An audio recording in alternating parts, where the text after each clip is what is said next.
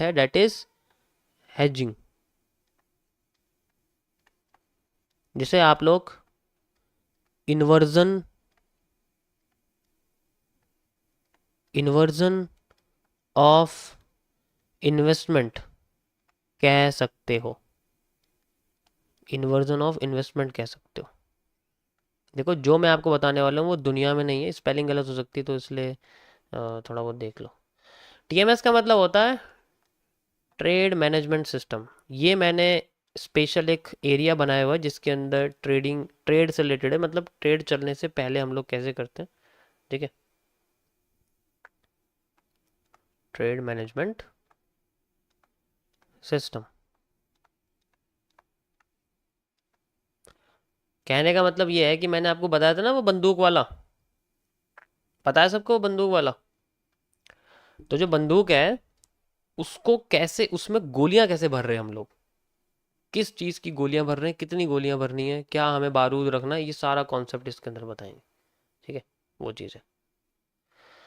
अब एमएमसी का मतलब मिरर मार्केट कॉन्सेप्ट। देखो ये मेरा अपना बनाया हुआ है, इसलिए जो भी मैं बताऊंगा वो अलग होगा दूसरों से।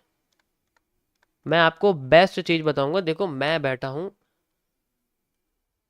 इंस्टीट्यूशनल एनालिस्ट के सामने, ठीक है।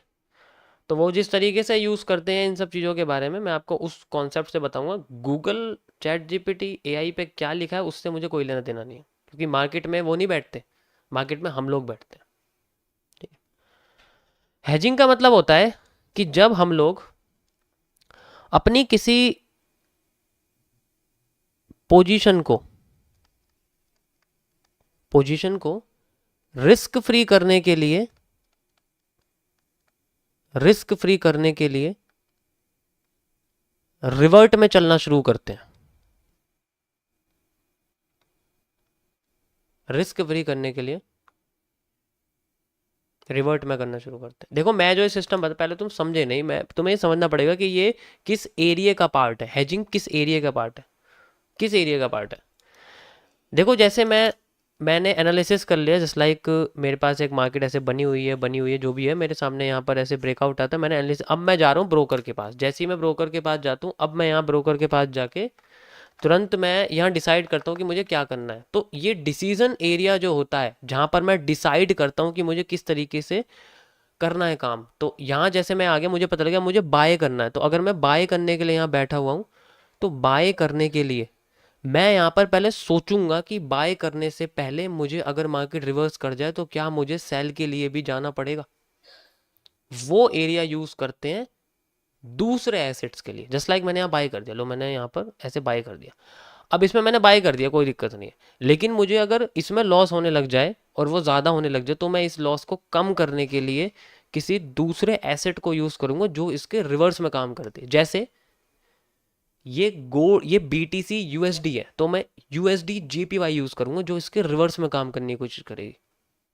इससे क्या होगा कि मेरा जो एरिया होगा ना, वो या तो वो मान के चलो प्रॉफिट में होना शुरू हो जाएगा, या वो कम लॉस में होना शुरू हो जाएगा।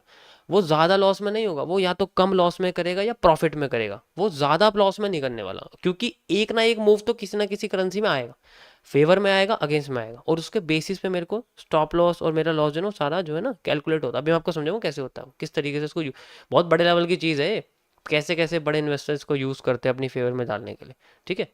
ये चीज़ है, इसको मैं लगाता हूँ साइड में, जैसे ही प्रॉफिट होगी मैं इसको क्लोज कर दूँ, मैं लॉस नहीं चाहता। ओके प्रॉफिट हो गया, इसमें क्लोज कर देता हूँ। ओके तो यहाँ पर आप देखोगे इस तरीके से इसके अंदर हम लोग यूज़ करते हैं।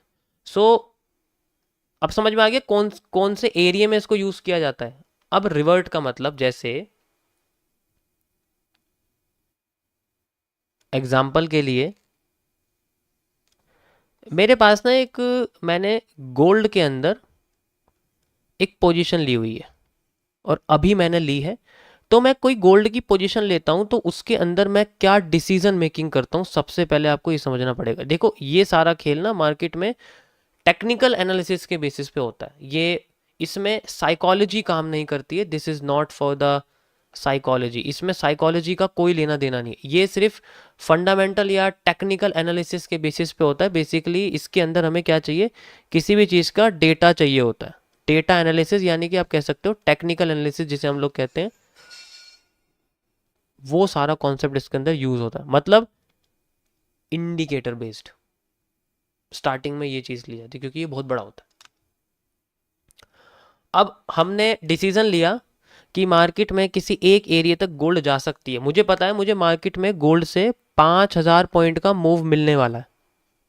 ठीक है, क्या मिलने वाला है, ध्यान से सुनना, मैं तुम्हें समझाऊं ना, बहुत डीप की चीज है, ध्यान से समझना।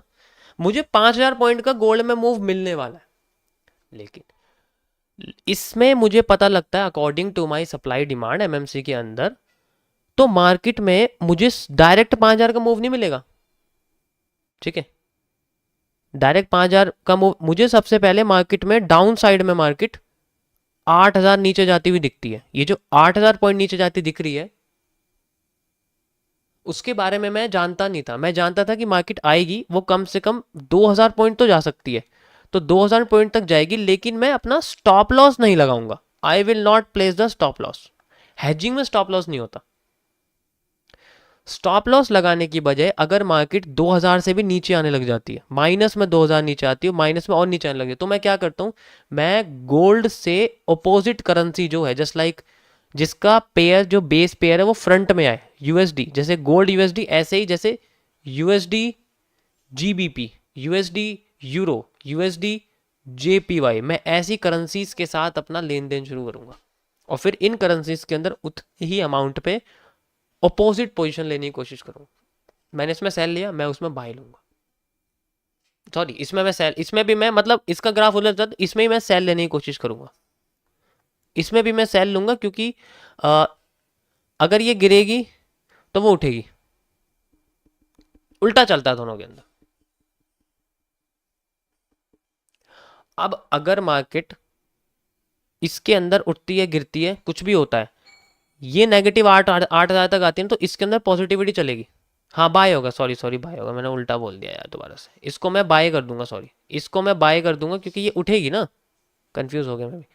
अगर ये गिरेगी तो ये उठेगी। बड़े टाइम फ्रेम पे अगर मैं बात करूं, ये सब बड़े टाइम फ्रेम के लिए होता है, ये 1 मिनट वालों के लिए नहीं है। ये बड़े टाइम, यानी कि 2 hour, 4 hour, 8 hour, 1 day, 1 week, 1 month, इस तरीके से होता है, ये इन टाइम फ्रेम्स के लिए होता है। ठीक है, लेकिन ये हर बार नहीं होता कि जब भी गोल्ड गिरेगी तभी यूएसडी उठेगी, ऐसा नहीं होता, ये किसी इवेंट के साथ होता है। तो जब यूएसडी जेपीवाई उठना शुरू करेगी, उसी पोजीशन पे मेरी बाई पोजीशन लगी with the same amount of this, और मैं इसमें अपना, जस्ट लाइक मेरे पास, मैं इसमें अपना 0.5% का रिस्क इन्वॉल्व कर रहा हूं, तो मैं इसके अंदर भी 0.5% का रिस्क इन्वॉल्व कर रहा हूं। टोटल रिस्क हो जाता है मेरे पास 1% का। अब मेरा रिस्क 1% के अंदर ही रहेगा। अगर मान के चलो मुझे मार्केट में 5000 पॉइंट का प्रॉफिट चाहिए, लेकिन मुझे पता था मार्केट 2000 पॉइंट नीचे आ सकती है, लेकिन मैं सेल में पोजीशन नहीं लेना चाहता, क्योंकि मार्केट की डायरेक्शन ओवरऑल अपसाइड है, यानी कि मार्केट एक बड़े पैटर्न पे एम बना के ऊपर जाने की कोशिश करेगी, वो और ऊपर जाएगी, और मैं इसके ऊपर जाने का वेट करूँ, मुझे सेल करना ही नहीं। बेशक वो, मुझे पता है मेरी पोजीशन ना यहाँ लगी हुई है बाय की, यहाँ मेरी बाय की पोजीशन लगी हुई है मान के चलो, और मार्केट यहाँ से 8000 पॉइंट नीचे आ गई। मुझे पता नहीं था मार्केट 8000, मुझे लगा था कि मार्केट सिर्फ 2000 पॉइंट नीचे आएगी, लेकिन वो आ गई 8000 पॉइंट। अब ये जब और नीचे आ गई, तो यूएसडी जेपीवाई का जो ग्राफ था, जो ऐसा बन रहा था, वो अपने आप को ऊपर लेके चला गया, यानी कि एक साइड से तो मेरा नेगेटिव हो रहा था, दूसरी साइड से मेरा पॉजिटिव हो रहा था, तो इसमें मेरा लॉस नहीं हो रहा था। और जब ऐसी कंडीशन आती है, जब मार्केट में यूएसडी जेपीवाई नीचे गिरने लगती है और गोल्ड अपने आप को ऊपर उठाने लगती है, जस्ट लाइक ऊपर उठाने लगती है यहाँ से, तो जितनी स्पीड से गोल्ड उठाएगी उतनी स्पीड से यूएसडी जेपीवाई गिर नहीं सकती। ठीक है, ये तब है जब मार्केट नीचे गिरेगी। मेरा भाई, मेरा तो 0.5% 2000 पॉइंट पे था, कि 2000 पॉइंट अगर नीचे आ गई तो मेरा लॉस हो जाएगा 0.5 का। अब मेरा लॉस 0.5 का ही रहेगा, क्योंकि यूएसडी जेपीवाई तो मेरे फेवर में जा रही है ना। अब वो पॉइंट अटक चुका है मार्केट में, टोटल 1% के अंदर में ही लॉस होगा, उसके ज़्यादा नहीं हो सकता। अब जब मार्केट, मुझे पता था 8000 पॉइंट से उठ गई, इस जगह से उठ गई, जब उठना शुरू करेगी तो बड़ी स्पीड से उठी है, और इसमें यूएसडी जेपीवाई स्लो तरीके से गिरी है, क्योंकि किसी करेंसी के उठने और गिरने की प्रोबेबिलिटी बहुत कम होती है। गिरने और उठने, यूएसडी अगर जल्दी गिर रही है ना तो जेपीवाई जल्दी उठ सकती है, लेकिन अगर यूएसडी जल्दी उठ रही है तो जेपीवाई आसानी से गिरती नहीं है, इतनी आसानी से नहीं गिरती वो। ये होता है इनके साथ, पेयर के साथ ये